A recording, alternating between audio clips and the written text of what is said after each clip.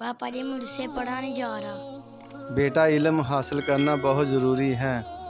पढ़ाई तो करनी है। पापा जी, इल्म हासिल करने से क्या फ़ायदा है? बेटा, इल्म हासिल करने से इंसान सही और गलत में फ़र्क कर सकता है।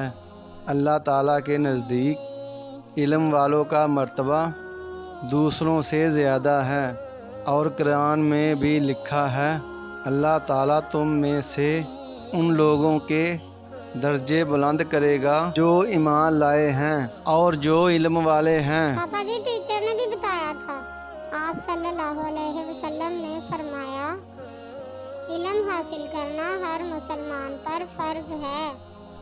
जो शख्स इल्म की जुस्तजू में किसी राह का मुसाफिर होगा, अल्लाह ताला इसके लिए जन्नत की राह आसान कर देते हैं।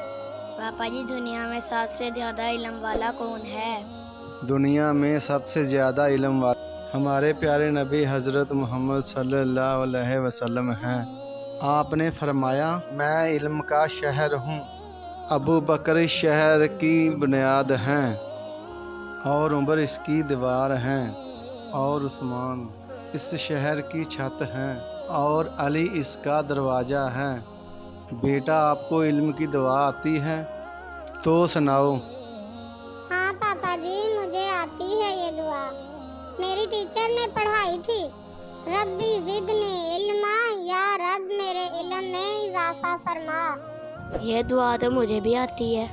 आप भी सुनाओ। रब्बी ज़िदनी इल्मा, ए रब मेरे इल्म में इजाफा फरमा। अस्सलाम वालेकुम मेरे प्यारे मुसलमान बहनों और भाइयों।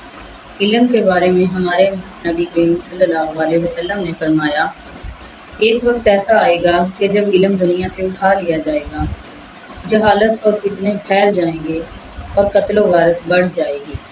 आपने फरमाया, अल्लाह इल्म को इस तरह ख़त्म नहीं करेगा बंदों से इल्म छीन लिया जाए, बल्कि वो पुख्ता कार उलमा को मौत देकर दुनिया से इल्म उठा लेगा। हत्ता कि जब कोई आलिम बाकी नहीं रहेगा तो लोग जाहिलों को अपना सरदार बना लेंगे। इनसे सवालात किए जाएंगे और वो बगैर इल्म के जवाब देंगे, इसलिए खुद भी गुमराह होंगे और दूसरों को भी गुमराह करेंगे। इसलिए मेरे प्यारे मुसलमान बहनों और भाइयों, आपसे मेरी ये इल्तिजा है, अपने बच्चों को इल्म हासिल करवाएं, उनको उलमा बनाएं, ताकि अगर किसी उलमा को मौत आए, एक उलमा मरे तो दो उलमा खड़े हो जाएं और हम अपने दीन को पूरा रखें और इस दुनिया से इल्म कभी ख़त्म ना हो। जज़ाकल्लाह।